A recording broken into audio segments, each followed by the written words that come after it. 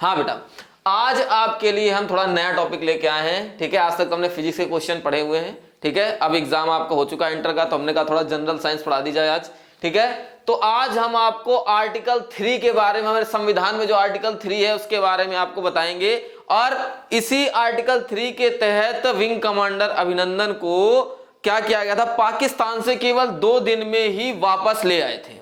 ठीक है, किसके तहत, इस आर्टिकल 3 के तहत। और उसमें एक जनेवा संधि या समझौता है जिसके तहत पाकिस्तानियों को मजबूर होकर हमारे विंग कमांडर को हमें सौंपना पड़ा, मतलब देना पड़ा। ठीक है, कैसे, तो क्या करेंगे आज हम आर्टिकल 3 के बारे में पढ़ेंगे, लेकिन जो जेनेवा समझौता है इसकी थोड़ी हिस्ट्री जानने के बाद ही आर्टिकल 3 तक आएंगे और कैसे उसको अभिनंदन जी को हम लोगों ने बुलाया यानी वापस लाए। ठीक है, उसके बारे में संपूर्ण जानकारी आपको इसमें देंगे। है क्या, तो जिस संविधान या जिस आर्टिकल या जिस संधि के तहत हम उनको वापस लाए थे वो है जेनेवा। अब ये जेनेवा समझौता है क्या, तो इसके अगर हिस्ट्री में जाओगे आप थोड़ा सा तो आप जानोगे कि ये जेनेवा समझौता दिया किसने था, हुआ कैसे था, चाल यानी कैसे समझौता को पारित किया गया। अच्छा, इसमें 194 देश सम्मिलित हो गए हैं। आज वर्तमान में 194 देश ऐसे हैं जो इस संधि पर सिग्नेचर कर चुके हैं कि 2 देशों के बीच अगर युद्ध हुआ तो उनके ऊपर यह संधि लागू होगी, उस समझौता लागू होगा। उसमें 194 देश है जिसमें भारत देश भी उपस्थित है। अच्छा, है क्या इसमें, तो देखते हैं। अच्छा, थोड़ा हिस्ट्री में जाओगे अगर आप तो एक वैज्ञानिक थे हेनरी ड्यूरेंट। हेनरी ड्यूरेंट नामक एक वैज्ञानिक थे। अब ये है क्या, करते क्या थे, देखो क्या हुआ कि सन 1859 में 1859 में फ्रांस और ऑस्ट्रिया के मध्य एक घमासान युद्ध हुआ। फ्रांस और ऑस्ट्रेलिया के मध्य यानी बीच में एक घमासान वॉर हुआ, युद्ध हुआ, जिस दौरान पे काफी सारे सैनिक मारे गए, घायल पड़े रहे। ठीक है, तो उसके दौरे पर, उसके स्थल दौरे पर जहां पर युद्ध हो रहा था उस जगह हेनरी जो थे वो दौरे पर गए जांच करने, जब खत्म हो चुका था युद्ध। अच्छा, जब ये वहां पर गए तो इन्होंने क्या देखा कि किसी का सर अलग पड़ा, किसी के पैर अलग पड़े, कोई आधा अधूरा मरा हुआ है। ठीक है, तो वहां पर देखकर ये बहुत ज्यादा विचलित हुए और इनके अंदर ये मानसिकता मतलब अंदर आई कि जो इंसानियत है वो पूरी तरीके से यहाँ पे शर्मसार है। ठीक है, कि मतलब व्यक्ति एक दूसरे को काट मार के फेंक दी से, अगर वो जिंदा भी है तो भी उसको पे ध्यान नहीं दिया जा रहा है। अच्छा, इससे वो बिल्कुल प्रभावित हुए और उन्होंने क्या किया, एक संस्था का क्या किया, निर्माण किया, जिसे रेड क्रॉस नाम से जाना जाता है। इन्होंने संस्था बनाई रेड क्रॉस। ठीक है, रेड क्रॉस नामक संस्था बनाई सन 1859 में। ठीक है, इस संस्था का उन्होंने निर्माण किया। अब इस संस्था के तहत क्या हुआ, इन्होंने एक बैठक बुलाई, वो भी कहां पर, जनेवा में, शहर का नाम है बेटा ये। ठीक है, जनेवा में बैठक बुलाई इन्होंने, जहां पे यूरोपीय देश जितने भी थे सबने क्या किया, भाग लिया और वहां पर एक समझौता हुआ। ठीक है, उस समझौते पर सबके क्या हुए, सिग्नेचर हुए। ठीक है, अब वो समझौता क्या था कि ये युद्ध में ये जो बर्बरता दर्शाई गई थी लोगों के प्रति, एक दूसरों के प्रति, उसमें कुछ कानून, कुछ नियम, कुछ प्रोटोकॉल क्या किए गए, सम्मिलित किए गए। ठीक है, सब। तो उसमें कुछ देश, उस समय कुछ देश थे जो 100 कुछ मतलब जो थे, इस समय जो वर्तमान में जो है वो 194 देश हैं। तो जेनेवा में बैठक हुई, जेनेवा में समझौता हुआ, इसलिए संधि का नाम दे दिया गया जेनेवा संधि या जेनेवा समझौता नाम दे दिया गया इसको। ठीक है, तो जेनेवा कहां से आया देखा हमने। ठीक है, अब ये जो समझौता हुआ इसमें उन्होंने 4 चरण दिए जेनेवा के। कितने चरण दिए, 4 चरण दिए। प्रथम, द्वितीय, तृतीय और चतुर्थ, यानी 4 दिए। और चारों में अलग अलग रूल बनाए गए कि पहले चरण में क्या क्या रखा गया, दूसरे में क्या रखा गया, तीसरे में और चौथे में। ठीक है, तो प्रथम चरण जो था वो 22 अगस्त 1859 में ये लागू हुआ। ठीक है, चर्चा हुई और लागू हुआ। तो इसमें दो पहले वाले चरण में, अच्छा ये पूरा जो जेनेवा है ये पूरा युद्ध के विवरण के बारे में है कि युद्ध में जो सैनिक मारे जाएंगे, जो आसपास का क्षेत्र होगा वहां के नागरिक क्या करेंगे, उनके साथ कैसा व्यवहार करना है, उसके प्रति समझौता हुआ था। उसी में नियम लागू किए गए 4 चरणों में 3 प्रोटोकॉल में। ठीक है। तो प्रथम चरण में क्या रखा उन्होंने, प्रथम चरण में रखा जब युद्ध होगा, यानी युद्ध के दौरान जब युद्ध होगा तो जो घायल और बीमार सैनिक होंगे उनको उपचार दिया जाएगा, वो भी बहुत अच्छा सुविधा का उपचार दिया जाना चाहिए। ये पहला नियम इसमें लागू किया गया। और जो डॉक्टर होंगे और धार्मिक जो लोग होंगे, ठीक है, उनको पूरी सुरक्षा और उनके परिवहन की पूरी सुरक्षा का प्रावधान किया गया पहले चरण में। तो पहले चरण में यानी प्रथम चरण में जेनेवा के क्या बताया गया कि जो भी युद्ध जब होगा तो उसमें जो सैनिक घायल होंगे, किसी भी देश के हो, दो देशों के बीच युद्ध होगा, अगर तीन देशों के बीच होगा, तो जिनके जो सैनिक जो भी घायल होंगे वो क्या करेंगे, पहले उनका उपचार कराएंगे सुविधा पूर्वक, और उसके बाद जो डॉक्टर धार्मिक है इनकी सुरक्षा प्रदान करेंगे, इनके परिवहन की सुरक्षा करेंगे। ठीक है, ये पहले चरण में उन्होंने पॉइंट दिए।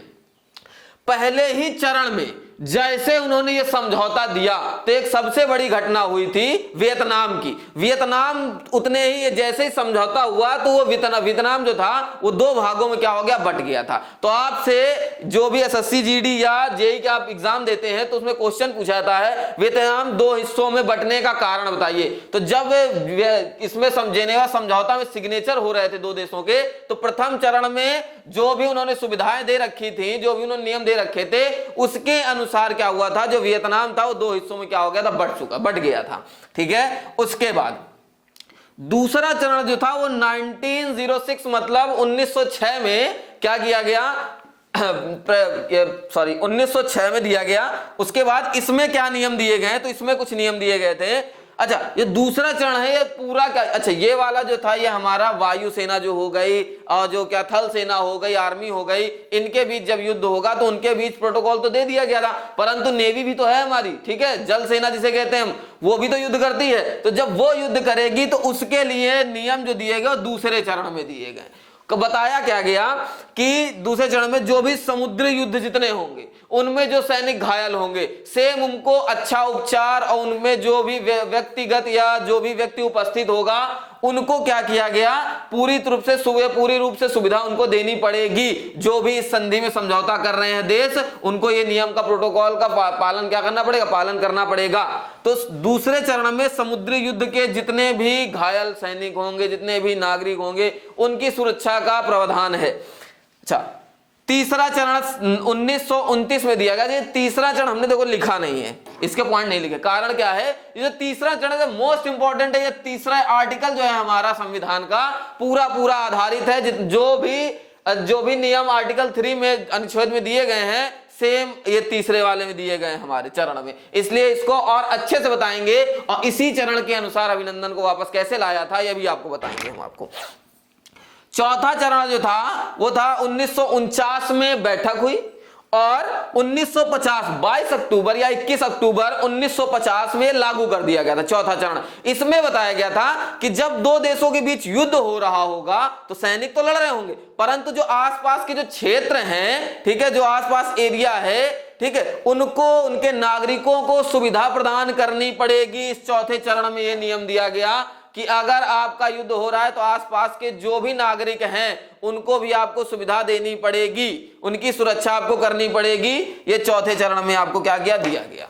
ठीक है, तो ये 4 चरण थे। अब आते हैं आर्टिकल 3 में हम, ठीक है, जो हमारा आज का टॉपिक था। आर्टिकल 3 में है क्या, तो आर्टिकल 3 में क्या है बेटा, पहला प्रावधान दिया गया कि जब दो देशों के बीच युद्ध होगा, जब दो देशों के बीच क्या होगा, युद्ध होगा, तो सबसे पहले जब युद्ध हो रहा होगा, युद्ध के दौरान कोई नागरिक या कोई भी सैनिक अपने बॉर्डर को क्रॉस करके दूसरे के बॉर्डर में चला जाता है, अपने बॉर्डर को पार करके दुश्मन देश के बॉर्डर में अंदर एंटर कर जाता है, तो उसके ऊपर दोनों देशों के कानून जो होंगे, दोनों देशों के जो कानून होंगे वो कार्य नहीं करेंगे, उसके ऊपर अंतरराष्ट्रीय कानून लागू हो जाएगा। फिर से देखो, सबसे बड़ा जो आर्टिकल 3 में पॉइंट है वो यही है कि यदि युद्ध के दौरान जो सैनिक हैं, अगर वो क्या कर गए, युद्ध के दौरान अपने बॉर्डर को मारते मतलब लड़ते झगड़ते कहां पहुंच गया, उस तरफ पहुंच गए, अपने दुश्मन देश में पहुंच गए, बॉर्डर पार कर गए अपना, ठीक है, तो उसके ऊपर ना ही उस देश का कानून लागू होगा जिस देश का वो नागरिक है, और ना ही उस देश का कानून लागू होगा जिस देश में वो एंटर कर गया है, चला गया है। उसके ऊपर अंतरराष्ट्रीय कानून लागू हो जाएगा और इस सैनिक को, जो सैनिक गया है, उस सैनिक के जो नागरिक गया है, पुरुष गया, स्त्री गया, उससे फर्क नहीं पड़ता, ठीक है, गया है, तो उसके ऊपर जो कानून लागू होगा वो अंतरराष्ट्रीय कानून लागू हो जाएगा। और इस सैनिक को नाम दिया गया prisoner of war, prisoner of war.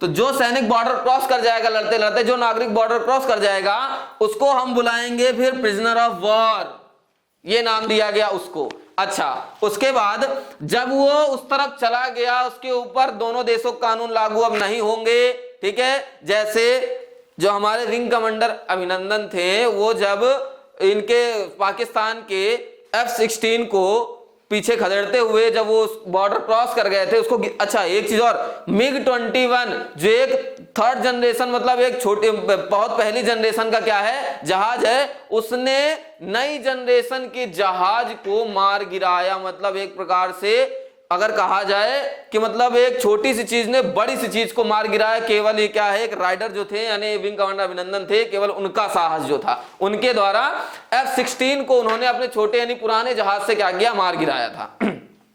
इस दौरान वो पाकिस्तान की सीमा क्रॉस कर गए, उन्हें पता भी नहीं चला, और वो पाकिस्तान की सीमा पर गिरे। जब वो पाकिस्तान की सीमा पर गिरे, तो जैसे ही वो गिरे, तो अब वो विंग कमांडर जो नाम था वो उनका हो गया, वहां पे क्या हो गया, प्रिजनर ऑफ वॉर उनको कहा गया। क्या कहा गया, प्रिजनर ऑफ वॉर कहा गया। और जैसे वो गिरे तो उनके ऊपर ना ही भारत का कानून लागू होगा, अब ना ही वो पाकिस्तान का कानून लागू होगा।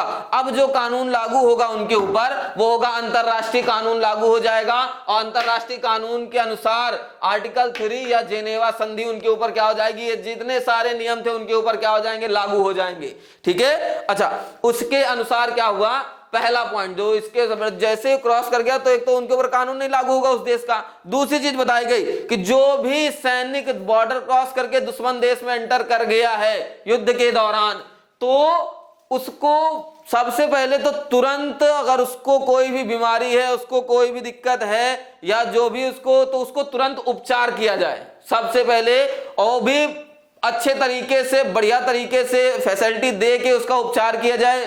कानून है इसके अंदर, नियम है, ठीक है। दूसरा पॉइंट है इसका कि जो भी कमांडर या जो भी सैनिक अगर आपके बॉर्डर पे आ गया, पार कर गया, तो आप उसके साथ ना ही बर्बरता का व्यवहार करोगे, ऐसा व्यवहार नहीं करोगे कि दूसरे देश का उसको मारा जाए, पीटा जाए, यहाँ बंदी बनाया जाए, ऐसा कोई नहीं। उसको आप बंदी नहीं बना सकते हो, जल्द से जल्द उसको, उसके देश को आपको वापस करना पड़ेगा। यह है जेनेवा का थर्ड, जो तीसरा चरण है उसके पॉइंट, और जो हमारा संविधान का आर्टिकल 3 है उसके पॉइंट, कि कोई भी अगर सैनिक अपने बॉर्डर क्रॉस कर जाता है तो उसको आप ज्यादा देर तक अपने पास नहीं रख सकते हैं, उसको प्रताड़ित नहीं कर सकते हैं, जहां तक कि उसके धर्म, उसके विचार और उसके मतलब व्यक्तिगत के रूप में कोई भी सवाल भी नहीं कर सकते, पूछ भी नहीं सकते हैं आप, और ज्यादा देर तक अपने देश में उसको रख भी नहीं सकते हैं आप, ठीक है। तो ये इसके आर्टिकल 3 के बड़े बड़े पॉइंट थे,